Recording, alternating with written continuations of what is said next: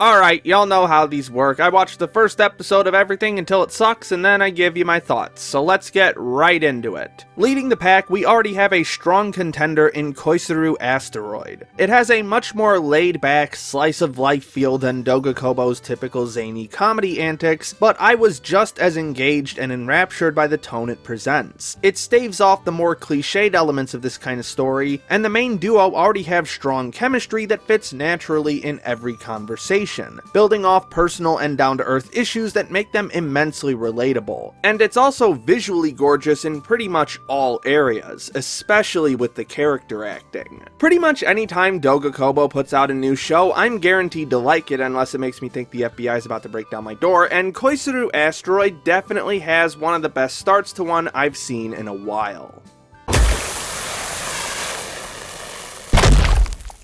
Unfortunately, I can't say the same for Darwin's Game. When the first death scene makes me unintentionally laugh out loud, it's safe to say that it missed the mark by a mile. And having evil characters wear animal masks is so cliched that even my inner 13-year-old cringed. I don't mind death games as a concept, but their fixation on the game itself and lack of fixation on elements like character building and dramatic tension make them hard for me to take seriously in any capacity. Well, aside from being severely disappointed that this one isn't about pirates, as the name would imply, I'm just kinda bored. The world building's okay, except for some forced exposition, and the art direction's incredibly solid, but it's definitely lacking on the character front so far, and gives us the most bog-standard version of these archetypes. I'd hesitate to call it Dotaru fodder, but I can't really think of much else to call it because it really feels like it's banking on that idea alone. Not that I'm immune to Dotaru fodder, but that's a video for another time.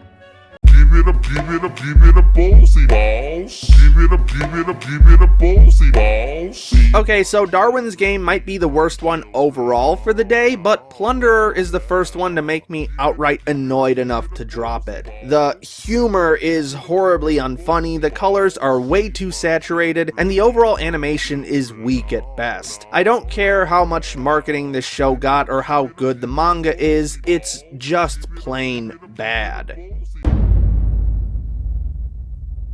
Pop quiz, children! What happens when you take someone with 0 writing credits to their name and has only ever done special effects work and make them not only the lead director, but also the lead writer for a spin-off of an extremely popular franchise whose main selling point is its writing? Well, the answer is you get something that's very visually engaging, but as narratively frustrating as courting a tsundere. I was gonna stick to the rule I mentioned in the last Blitzkrieg about skipping adaptations of video games, but the prospect of more Madoka was just too tempting, and god damn it, they fooled me again. From clunky exposition dumps to horribly handled dramatic stakes, Magia Record most certainly is not bringing its A game to a franchise that absolutely requires it. Okay, I'm definitely getting some strong Psycho-Pass vibes from this one in both a narrative and thematic sense. It's a bit shaky at first, with some of the world building feeling a bit flimsy and improperly explained, but the slow build-up of all the details surrounding everything made it feel much more organic than wordy exposition dumps. And the opening scene itself was an absolute treat of visual storytelling. I made a joke on Twitter about how the plot synopsis was basically filleting itself, but aside from some iffy character designs, the visual presentation is on point pretty much all the way through and kept me totally immersed. I had no idea Aoki was working on a new project this season, but I'm definitely anxious to see more. Speaking of popular directors, Masaaki Yuasa is back once again, and Keep Your Hands Off Eizouken might become one of my favorite Yuasa projects so far. Granted, I am extremely biased towards any stories that have to do with creating these goofy Asian cartoons, but the immense amount of passion and liveliness displayed through these characters and their imaginations had me completely captivated all the way through. It's also really cool to see creators wear their influences on their sleeves, with a heavy amount of Future Boy Conan references, as well as tons of vaguely Ghibli-inspired background art, making the love for Hayao Miyazaki quite apparent. I can easily see this one being a top anime of the season candidate, so hopefully Yuasa continues to work the same magic he always does. Gotta be honest, I have no fucking idea what to make of this one. I have no clue who the main character is, what the actual plot is, or even how I'm supposed to feel about certain events. And yet, I think that's kind of the point considering that this is a mindfuck kind of show. It's deliberately trying to mess with my head, and it's definitely working. I think I'll stick with it for now, but if I don't at least have a solid grasp of what I'm supposed to be watching soon, then I might drop it. All I know is I definitely need something a bit more soothing after that, so I'm gonna go watch Heya Camp and unwind for a few minutes. That's not a nose, you silly goose. Okay, this one's just not good. Between supremely forced emotional moments and barely getting more than a chuckle or two out of me with its comedy. And yet, I do have to commend it on somehow hitting almost every single fetish I currently enjoy, and I'm just left here thinking... You know, the funny thing is, I know you're playing me, but you're right.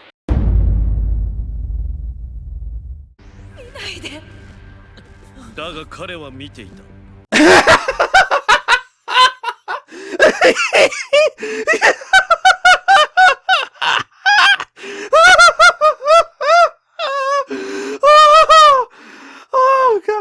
Oh God. Oh God. That's fucking funny. Not intentionally so, but funny nonetheless. Oh, next.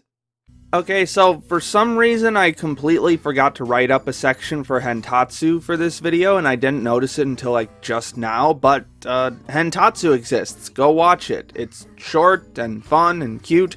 It's Tatsuki, but he's being meta now. Go watch it. Fuck.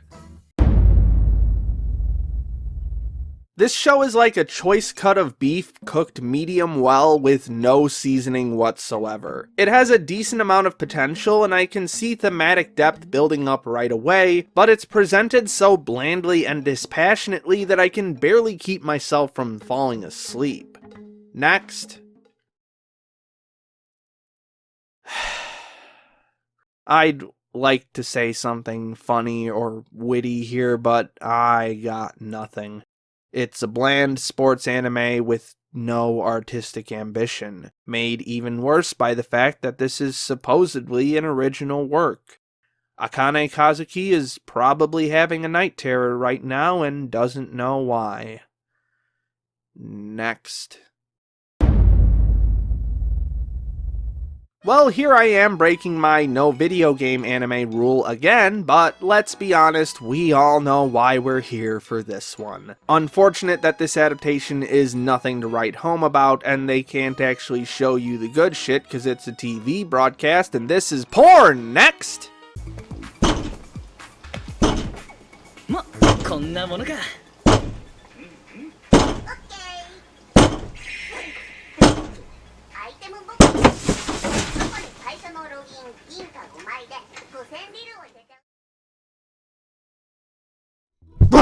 Fuck! Fuck! What happened?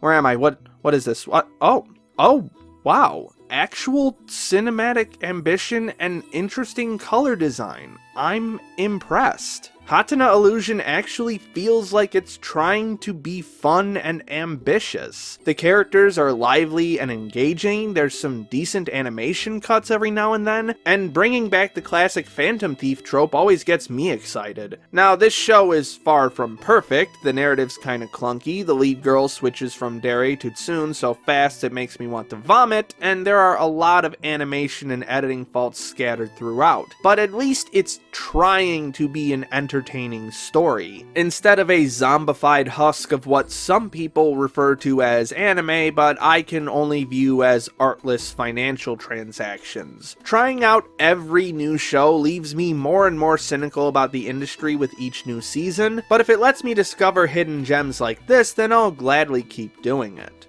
And surprisingly, the hidden gems, no pun intended, keep on coming. The case files of Jeweler Richard is very far outside my typical tastes, but that makes it all the more notable that it impressed me this much. Strong thematic subtext and an engaging cast of characters form an overall very pleasant viewing experience that never got boring. And its strong lighting choices managed to keep me visually engaged as well. I don't know how long I'll stick with it, especially if it becomes episodic, but really I guess you could say that about any show, so here's hoping it stays good.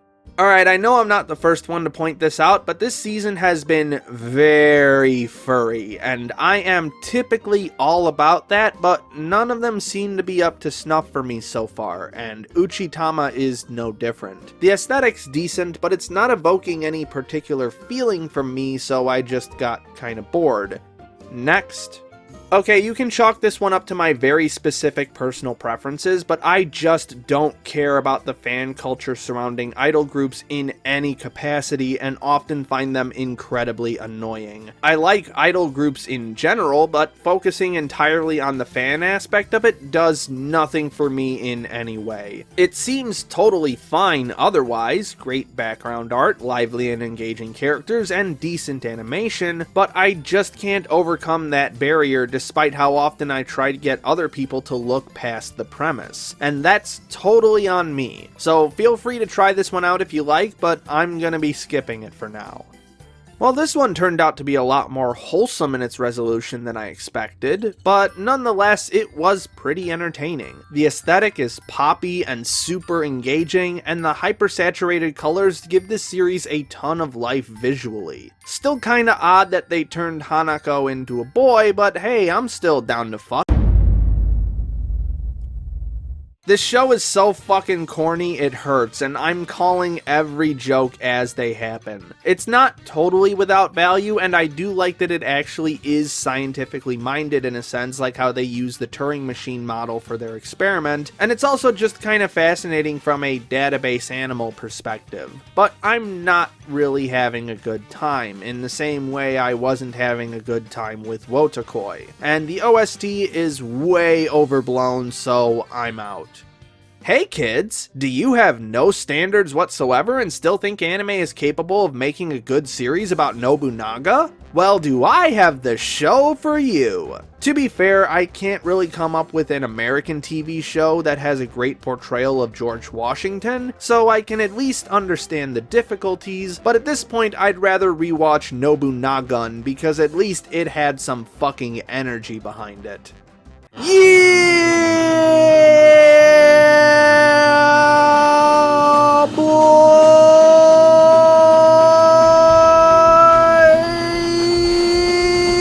In all seriousness though, this episode was actually pretty subdued, but still pulled off some incredible emotional moments and was consistently powerful throughout. I am indeed hyped. And here we go again with another surprise hit. Smile Down the Runway is exactly what I'm looking for in a goal-driven shonen series. Strong characterization that immediately clues me into why I should care, combined with classic shonen theming that gets me hyped to see our protagonist defeat seemingly impossible odds. On top of that, the shot composition is incredibly solid, and the lighting and coloring draw out the deepest roots of the potent emotions these characters display. It wasn't until now that I realized how much I like Nobuyoshi Nagayama as a director. And if he keeps producing solid stuff at Studio Azola, I guarantee we'll see a notable hit from them in the future, perhaps even with this series. You know, every time I do these, I get frustrated that not every title is picked up by a streaming service, which means I have to wait for fan subs, but then I'm reminded why they didn't get picked up in the first place. This show is basically nothing. Not exactly a waste of 4 minutes, but also not a good use of them, though I did find the name of the subgroup to be quite amusing. Next. This feels like it's trying to present the Chunibyo trope to someone who's never heard of a Chunibyo before, and it almost feels kinda quaint. Then you remember that most Chunibyo comedy is just cringy backwash of every other Chunibyo character you've heard before, and this show is no different. I always hope for a show with this super poppy aesthetic to actually have a good narrative attached to it, but I guess I get to be disappointed once again. Shame. Yes! Yes! Yes! Yes! Yes!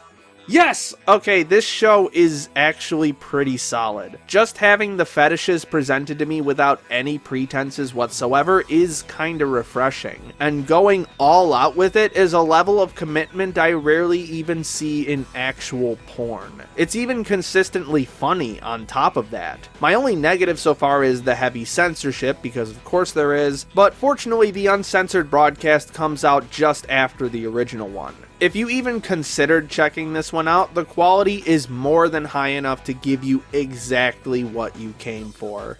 So for some reason I had it in my head that Bones was making this one, even though it's actually Brainspace, but that kinda makes sense in hindsight since this is easily the best thing that Brainspace has made in like 6 years, which is also the last time I found something from them to even be watchable. Strong characterization that's both believable and endearing, a seamless narrative that simply does not stop moving once it starts and is filled with twists and turns, strong character designs and animation despite a few editing faults. It's just a really solid supernatural action series. I'm pretty damn hyped. If you're wondering why the voice acting in 22/7 sounds so weird, it's because the main characters are voiced by the actual idols that this show is named after. And oh boy, was that a mistake and a half when all the other characters sound like regular voice actors, so the main group sounds horribly out of place. This is basically a vanity project for said idol group. Not that I'm averse to vanity projects, considering that I just got finished with my own a couple weeks ago, but the underlying cynicism of an idol group promoting themselves through an anime combined with a shockingly negative narrative and how seemingly aloof and dispassionate the voice acting is just puts me off completely. It reeks of corporate cynicism from top to bottom, and I ain't about that. Hard stop. So this is probably the one that people were most afraid of this season because nothing sends anime fans scurrying away like CG character models, and while it was pretty much average in terms of anime CG, it's the rest of the package that gives me cause for concern. This first episode just feels incredibly wonky on the whole. I can't tell if it's the pacing or the editing or how much information is jammed into this first episode without a central point to relate back to, but there's this ever-present feeling of instability and lacking cohesion. There are certainly some great things, in particular the vivid and grungy atmosphere that pervades the set designs, and the points where the characters are in 2D look fantastic, but it all gets overshadowed by this overall shakiness. I kinda want to stick with it for a bit because the story is interesting, but considering that the whole manga is currently available to read, I might as well just do that instead.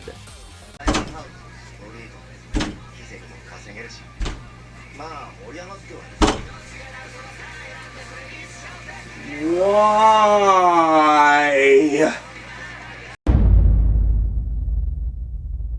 You know, I was about to give up on this one because I had to dig deep into the bowels of the internet to find a version of it with subtitles, but I'm happy I stuck it out. It's been 6 years since Polygon Pictures started making TV anime, and this is the first time I didn't think the animation was terrible. The backgrounds are gorgeous, the lighting gives it a great sense of warmth, and there's actually some fucking color for once instead of the drab, sterile grays that their shows are normally drowning in. The story isn't hugely impressive, but its lively characters and intriguing settings are engaging enough to keep me interested.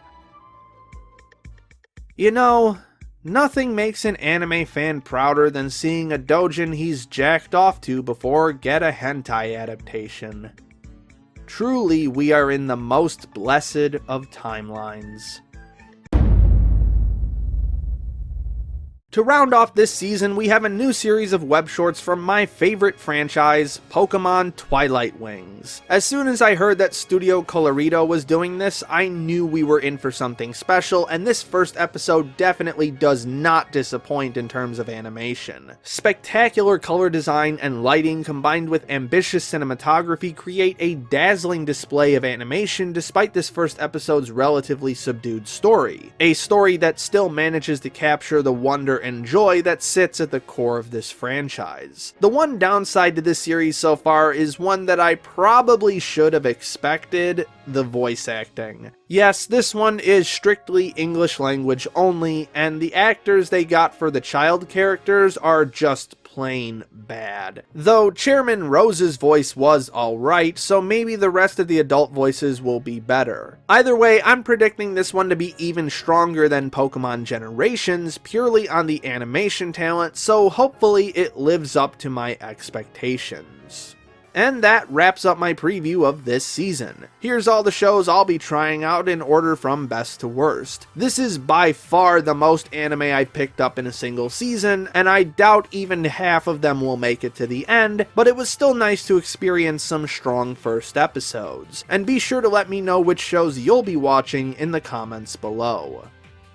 Special thanks to Jan Rogalski, Rorkton Join, Christine Seibert, Call Me Catlord, Ryan Johnson, Jennifer Spencer, and all my other patrons for their generous support. My name is Ember, and I'll see you next time.